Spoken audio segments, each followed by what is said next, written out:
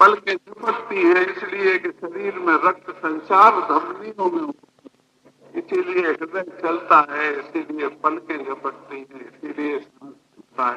आपका शरीर तो रक्त से रहित हो गया है, सातों धातुएं उसमें से विलीन हो गई हैं, वो तो परम औदारिक हो गया है। अब उसमें पलक झपकाने की और नाड़ी चलने की और हृदयाघात होने की कोई आवश्यकता ही कहाँ है। इसलिए ताम्रम यक्षु कमल युगलम स्पंद रहितम जनान कोप अपायम प्रकटयति वाभ्यंतर। और जीवों का जो कुछ भी कोप और अपाय है वो धुल गया है, जैसे आपका ऐसे लगता है। संसार अवस्था में जो भी कोप, और ऐसा नहीं धुला है कि केवल आंखें धुल गई हों, अभ्यंतर धुल गया है। बाभ्यांतर, बाह्य और अभ्यंतर दोनों से आप निर्मल और पवित्र हो। हे भगवान, ऐसा मुझे भी बनना है, इसलिए मैं आपके इस गुण की स्तुति कर रहा हूं। मुझे भी चाहिए, इसलिए स्तुति करता हूं। कोई बच्चा आके कहता है मम्मी लड्डू बहुत अच्छा बना था, तो फिर बिना मांगे आधा तो मम्मी दे देती है, क्योंकि बहुत अच्छा बना था ये कहने का अभिप्राय यही है कि लाल टपक रही है इच्छा हो। मैं भी आपके किस गुण की स्तुति करता हूं उसमें कोई मतलब है, तो मैं भी ऐसा ही अपने ज्ञान को बनाना चाहता हूं, तो इसीलिए तो आपकी स्तुति कर रहा हूं। जनान को पापाय प्रकटयति वाभ्यंतरम स्फुटम मूर्ति छवि।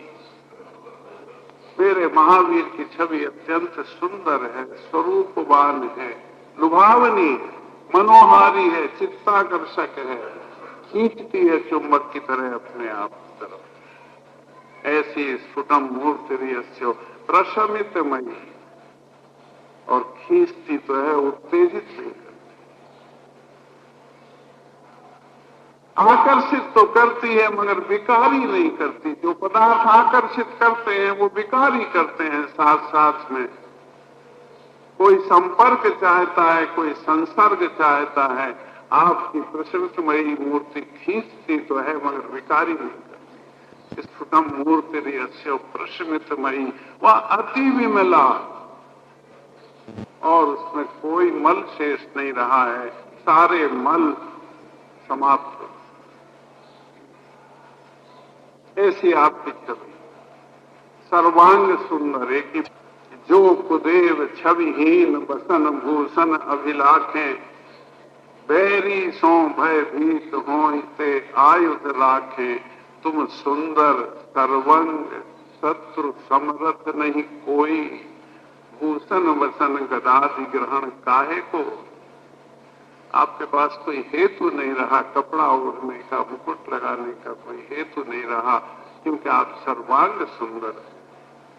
आपको प्रभुता जताने के लिए किसी मुकुट की आवश्यकता नहीं है कि आप तो त्रैलोक्य के नाथ हो गए हैं और आपका कोई शत्रु ही शेष नहीं रहा, तो आपको गदा धनुष बाण और तीर कमान की क्या आवश्यकता है। इसीलिए तो आप अब करने को कुछ शेष नहीं रहा। पंडित जगमोहन लाल जी बड़े अच्छे शब्दों में कहा करते थे कि कछु करवे को नहीं बचो, यही से हाथ पे हाथ धरे बैठे।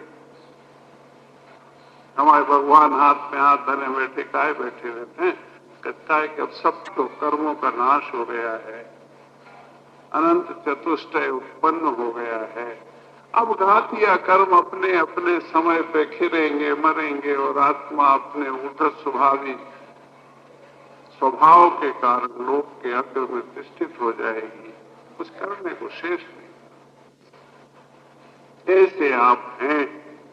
अताम स्फुटिम मूर्तिर्यस्यो प्रश्मितमयी वाति विमला। ऐसे महावीर स्वामी नयन पथगामी भवतु में। नमन्ना केंद्राली मुकुट मणि भा जाल जटिलम, लसत पादाम भोजो द्वयम यदीयम तनुभृताम। भवत ज्वाला शांति प्रभुवती जलम वास्मती हे भगवान, आपके चरणों की ओर जब देखता हूं तो बड़ा अतिशय दिखाई देता है।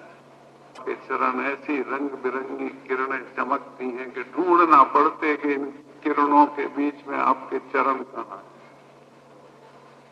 क्योंकि नमन नाके इंद्राणी मुकुट मणि भा जाल जटिल, आपके चरणों में झुके हुए धर्मेंद्र, पद्मावती, सौधर्म ईशान के इंद्र और मनुष्यों के इंद्र और पशु इंद्र सिंह जो आपके चरणों में बैठा दिखाई देता है, और सूर्य और चंद्रमा जो ज्योतिषियों के सत इंद्र करत सत नित नमस्कार। 100 इंद्र जब आपके चरणों में झुकते हैं तो उनकी मणियों में जड़े हुए रत्नों की आभा के जाल में आपके चरण खो जाते हैं। नमन नाकेन्द्राली मुकुट मणि भा जाल जटिलम, विलीन हो जाते हैं, ढूंढना पड़ते हैं कि आपके चरण का, तब दर्शन हो पाता है। ये आपकी महिमा है। और जो नमस्कार करते हैं बड़े बड़े लोग हैं, एक भवावतारी भी है, छाए सम्यक दृष्टि है, इसलिए गलत जगह सिर नहीं झुका रहे हैं। इस बात की मुझे आश्वस्ति है, आश्वस्ति है। अपन क्या करते हैं, कोई चीज खरीदना पड़े जो पहले कभी नहीं खरीदी या बाजार में अच्छी नहीं मिलती, किसी मित्र से पूछ लेते, भैया आपके यहाँ कहाँ से आती है, बता दो, मैं भी वहां से सहारा लेते एक दूसरे का। मैं भी भक्ति में सहारा ले रहा हूं। छाए सम्यक दृष्टि सौधर्म इंद्र जिसकी पूजा कर रहा है, जिसके चरणों की पूजा कर रहा है, वो चरण पूजनीय है, इसमें कोई संदेह नहीं। एक भवातारी भी जिसके चरणों की वंदना कर रहा है, उन चरणों, ऐसा मैं अपने आप को बोधित कर रहा हूं। नमन नाकेन्द्रादि मुकुट मणि भा जाल जटिलम रसत पादाम्भोजो, ये आपके चरण कमल, पाद अम्भोजो, अम्भोज कहते हैं कमल, अम्बु कहते हैं पानी को, और अम्बु में से उत्पन्न हो गए उसे कमल कहते हैं, अम्बोज। तो आपके लसत पादाम्भोज, आपके ये पाद कमल, चरण कमल भगवान ऐसे उस भा के जाल में, उन किरणों के जाल में उलझे हुए, जटिल हो गए, आसानी से सीधे नहीं दिखाई देते। सूरज की तरफ देखो तो तारे थोड़े दिखाई देंगे, और तारे गायब थोड़े हो गए हैं, सब तो हैं। सीधे लाइट पड़े आंखों पे तो पीछे की चीज नहीं दिखाई देती। तो आपके चरणों पे इतनी लाइट पड़ रही है, नाना मुक्तों की, नाना प्रकार की मणियों का जाल आपके चरणों को प्रक्षालित कर रहा है। नमन नाकेन्द्रादि मुकुट मणि भा जाल जटिलम लसत पादाम्भोज, ऐसे आपके चरण कमल।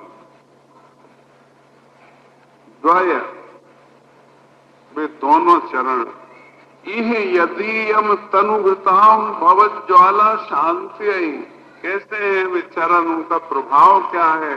तनुभृताम, तन कहते हैं शरीर को, देह को, जितने भी देहधारी हैं 3 लोक में, उन सब के लिए भवज्ज्वाला शांति, उन सब के लिए भव की ज्वाला को शांत करने की क्षमता आपके चरणों के दर्शन में है। तनुभृताम भवज्ज्वाला शांति प्रभवती जलम वाष्प, जैसे जल के छींटे पानी को, अग्नि को बुझ, जल में से कभी भी अग्नि को बुझाने की शक्ति दूर नहीं होती। पानी अगर खोल जाए तो उंगली डालने पे उंगली को जला देगा, पीने को पे जीभ को जला देगा, अग्नि ही बन जाता है। मगर खोलता पानी भी जलते अंगारे पे डाला जाए तो बुझा देगा, उसकी शक्ति वहां भी जीवित रहती है अग्नि को बुझाने। जब वो स्वयं अग्नि बन जाता है तब भी अग्नि को बुझाने की शक्ति उसकी कभी लोप नहीं। आप चाहे सामने बैठे रहें समोचरण में मैं दर्शन कर लूं, या आपके जाने के बाद आपकी प्रतिमा का दर्शन कर लूं, ये शक्ति कभी नष्ट नहीं होने वाली है। आपके बाद आपकी प्रतिमाओं में ये शक्ति मिलेगी मुझे कि जो संसार के समस्त देहधारियों के भाव की ज्वाला को नाश कर, ऐसा प्रभाव आपके चरणों का है। इस जलम व स्मृति स्मृति मात्र से पानी तो उलीचना पड़ता है अंगार पे, तब बुझाता है। पानी यहां रखा रहे और आग इधर लगी रहे तो नहीं बुझेगी। समुद्र के बीच में जहाज जल जाते हैं तो पानी तो तब बुझाता है जब उलीचना पड़ता है, जब पानी आग पे पड़ेगा तो बुझेगी। अरे आपके चरणों का प्रताप तो ये है कि स्मृति मत, अगर स्मरण भी कर लिया तो भव की ज्वाल बुझ जाएगी, कहीं आना जाना नहीं पड़ेगा। ऐसा अतिशय आपके चरणों में है। ऐसे हे महावीर स्वामी नयन पथगार भवतु में यदर्चा भावेनो प्रमुदित मना दर्दुरेहो क्षणादासीत सर्गी गुणगण समृद्ध सुख ने। मैंने एक घटना पढ़ी थी महाराज कि आपकी वो कमल की पत्ती को मुख में दबाकर उछलता हुआ चला जा रहा था आपके समोचरण की तरफ। उसके मन में भाव था, मैं भी भगवान के चरणों में कुछ चढ़ा के दर्शन करूंगा, एक कमल की पखुरी लेके। लेकिन आपके रंग में रंगा हुआ था और अकस्मात किसी हाथी के पांव के नीचे आ गया। आपकी भक्ति के भाव सहित पर्याय का अंत किया तो रिद्धिधारी देव हुआ। क्षणाद आसीत स्वर्गी, एक क्षण में स्वर्ग पहुंच गया। सामान्य नहीं, गुणगण समृद्धा, सुख निधि, अत्यंत सुखशाली देव। देवों में दुखशाली भी बहुत होते। देव पर्याय ऐसा नहीं है कि सुख दुख होते हैं, वैसे दुख की कल्पना मनुष्य कर नहीं सकता, ऐसे दुख भी होते हैं जो जलते रहते हैं दूसरे की सुरगति में पर संपत्ति देखे राग में। ऊंचे निवास नीच करतूती देवों जितने ऊंचे रहते हैं उसकी नीचता करते हैं। मध्य लोक में वर्णी नरकों में तक जाके लगा।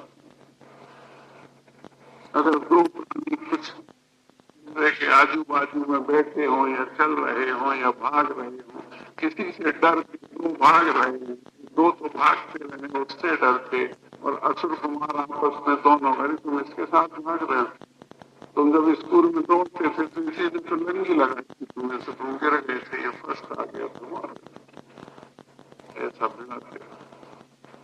इसलिए ऊंच निवास नीच करतूती ये देवताओं को भी कहा गया, लिख दिया ऊंच निवास नीच करतूती। क्या है? देख न सकहीं पराई विभूति, यही नीच करतूत है कि दूसरे की विभूति देखकर जल रहे। उन्होंने भी ठीक वही बात लिखी थी कि सुरगति में पर संपत्ति देखे राग हृदय। गाय कोई भी किसी भी रंग की हो, दूध तो सफेद होगा।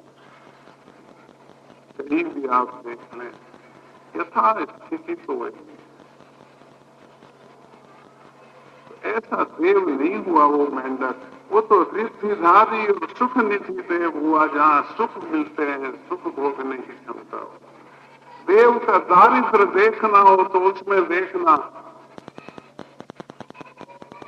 लंबी चौड़ी आयु, असंख्यात वर्षों की आयु, पल्यों की आयु, शायद सागरों की भी आयु भोग ली और जा गई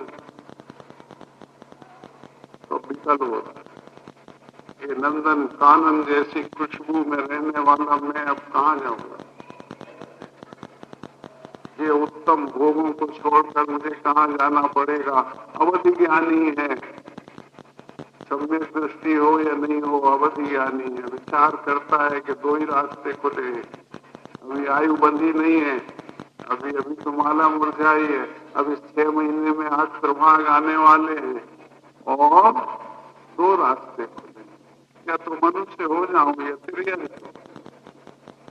लोग कहते हैं कि मनुष्य की पर्याय बड़ी अच्छी है, सर्वार सिद्धि के देवता रचते हैं, कब मनुष्य पर्याय मिले और संसार टूटे। लेकिन वो क्या सोचते, बड़े कहते हैं मनुष्य पर्याय मिलते। अरे जन्म होने के पहले 9-10 महीने तक देखना पड़ेगा और माता के मलमूत्र से अपना पोषण करना पड़ेगा। मेरा तो हार्ट फेल हो जाएगा, मेरा तो दम घुट जाएगा, मैं कैसे उसको बर्दाश्त करूंगा। पंचेंद्री पशु हुआ तो वहां भी यही भोगना पड़ेगा। अरे भगवान, इससे अच्छा तो मैं एक इंद्रिय हो जाऊं, शाम को खेत में दाना पड़ेगा, सवेरे अपुरा आऊंगा, खुली हवा मिलेगी, आराम से रहूंगा, फल फूल लग जाएंगे। ऐसा निदान करके स्वर्ग का देव एक इंद्रिय होता है, निदान। तो हमारा मेंढक ऐसा देव नहीं हुआ, अज्ञानी देव नहीं हुआ, गुण गण समृद्धा सुख निधि।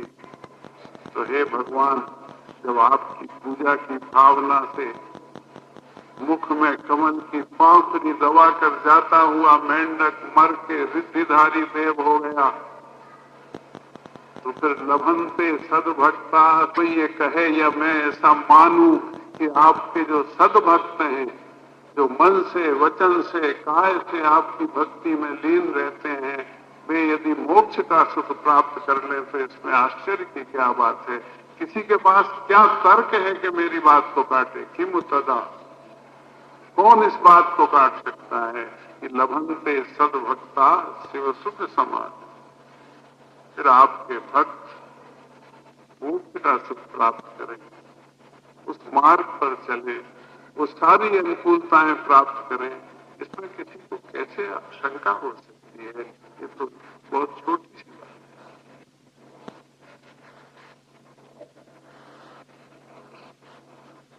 है। ऐसे महावीर स्वामी नयन पथगामी होती,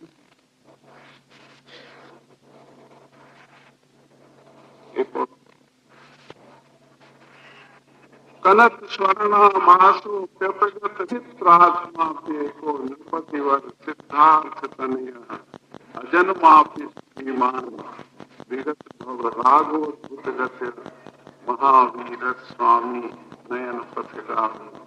हे भगवान, आपकी स्तुति करने के लिए मैं तैयार हुआ। मुझे तो कुछ आता वाता नहीं था, मेरे पूर्वज आचार्यों ने, कवियों ने कुछ स्तुतियां की थी, वही मैं पढ़ के आया और छोटी छोटी ये स्तुति बनाने का मैंने उपक्रम किया, मगर मैं तो बूझ गया। मुझे समझ नहीं आता कि मैं आपको किस नाम से, कैसे आपकी स्तुति करूं। अब आप ही बताइए ना, कनक स्वर्णा मासु, आप रहता है तनु, आपका शरीर तो स्वर्णाभ है, तपाए हुए सोने की आभा जैसा दमदमा है। मेरी इच्छा होती है कि मैं ये बात कहूं कि आपका शरीर ऐसा है, और कई कवियों ने ऐसा कहा, लेकिन एक कवि ने ये कहा है कि आप तो शरीर से अलग हैं, अपगत तनु, आप तो शरीर से अलग हैं। अब जो शरीर से अलग हो, उसके शरीर की मैं कैसे स्तुति करूं भगवान? कनक स्वर्णा मासु अपि अपगत तनु ज्ञान विभव, आप तो ज्ञान मूर्ति हैं, आप तो चैतन्य मूर्ति हैं, ऐसा कवियों ने कहा है। अब मैं किसकी बात मानूं और अपने स्तोत्र में क्या लिखूं, मेरी समझ मतलब वही चित्र है। आपकी स्तुति करना भी बड़ा झमेले का काम है, क्योंकि कोई कहता है कि आप स्वर्णाभ हैं, सोने की मूर्ति है, चमकते हैं, दमकते हैं, और कोई कहता है कि आप ज्ञान शरीर हैं, ज्ञान मात्र हैं, ज्ञान विग्रह है, चैतन्य मूर्ति है। विचित्र आत्मा के को नृपतिवर सिद्धार्थ तनु। आप नाना प्रकार की भवों में रहे हैं। मैंने तो पढ़ा है, आप कभी सिंह भी थे, कभी मुनि भी थे, और धीरे धीरे आपने उत्कर्ष किया और आप नर से नारायण बने। और अभी अभी तो सिद्धार्थ राजा के घर में आपका जन्म हुआ था 70-72 साल पहले। तो अभी तो वहां ढोल मंजीरे बजे थे, ढोलक लगी थी, मुझे मालूम है। लेकिन भगवान, मैं थक जाता हूं जब मैं ये देखता हूं कि अजन्मा भी श्रीमान। कुछ लोग आपको अजन्मा कहते हैं। भगवान का कभी जन्म नहीं होता, भगवान का कभी मरण नहीं होता। जन्म तो बालक का होता है और बालक आगे बढ़ के भगवान बन जाता है। अब मैं कौन सी स्तुति आपको करूं? आपको सिद्धार्थ नंदन और कृष्णानंदन कह के पुकारूं मेरी समझ नहीं। अजन्मा भी श्रीमान, विचित्रात्मा पेको नृपतिवर सिद्धार्थ तनु यहा जन्मा भी श्रीमान। विगत भव रामोद्भुत गति। विगत भव है, आपने भवों का नाश कर लिया है। अब मैं आपके भव गिनाऊं? जिसने आगामी भवों का नाश कर लिया, अब मैं आपके भव गिनाऊं कि आप इस भव में ये थे, इस भव में ये थे। जो ज्ञान मात्र शरीरी रह गया, मैं उसके पिता का नाम बताऊं? जो अजन्मा हो गया है, मैं उसके माता पिता का नाम बखानूं? कैसी स्तुति करूं? मेरी तो समझ के बाहर। विगत भव राग अद्भुत गति। अद्भुत गति है, भगवान अपनी समझ में नहीं। अद्भुत गति है। अद्भुत जानते हैं किसे कहते हैं? बुंदेलखंडी में जिसको उमायड़ा कहते हैं। उमायड़ा, कोई आदमी आड़ी टेढ़ी चले, समझ में नहीं आ, स्थिति तो ऐसी है, मेरी मति नहीं चलती कि मैं कहाँ आपकी स्तुति करूं, किस रूप में करूं। आप ये भी हैं, आप वो भी हैं, आप वहां भी हैं, आप यहां।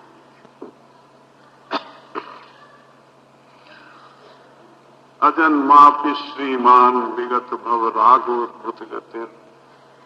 लेकिन ये मेरी जो स्तुति है, ये वीतरागता का, मेरी वीतरागता का प्रमाण नहीं है। बस इतने से आप सब समझ लीजिएगा कि ये मेरी वीतरागता में से नहीं, ये राग की गति है। आपके चरणों का राग मुझे बोलने को प्रेरित कर रहा है। और आप ही ने तो दिव्य ध्वनि में कहा था कि राग से जब आदमी बोलता है तो उल्टा सीधा कुछ भी बोलता रहता है। तो आप क्षमा करें।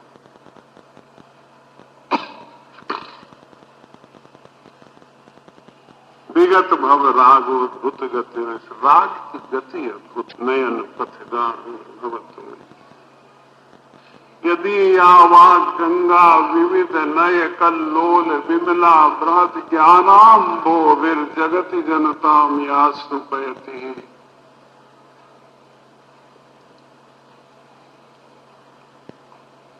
इदानीमप्येषा बुद्धजन मरालय परिचिता महावीर स्वामी नयन पथगामी। मैं उन भगवान महावीर का स्मरण करने बैठा हूं जिनकी वचन गंगा।